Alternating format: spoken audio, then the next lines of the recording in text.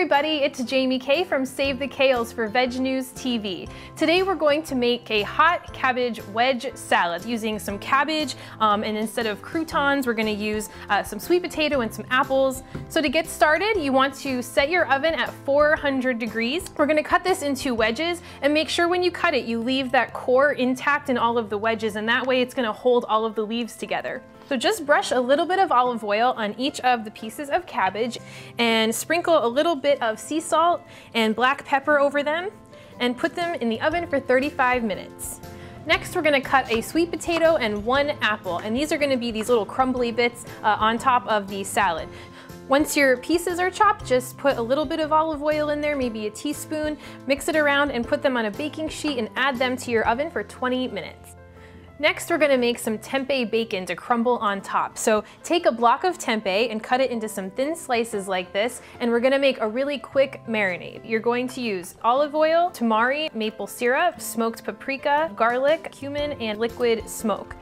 Whisk all of those together and add them to a big shallow bowl. We're going to let this marinate in the fridge while everything else finishes roasting in the oven. Next, we're going to make some candied sunflower seeds to top the salad. Start with a half cup of raw sunflower seeds, 2 tablespoons of a vegan butter. We're going to melt that in a pan.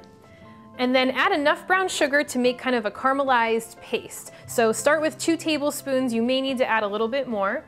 And a half a teaspoon of allspice. If you don't have allspice, you can use ground cinnamon.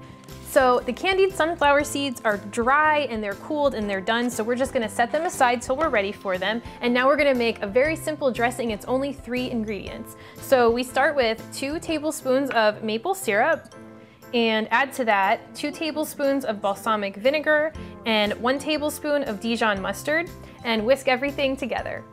We are ready to assemble. Start by placing the cabbage on the platter in a big pile. And next you can add those slices of tempeh bacon.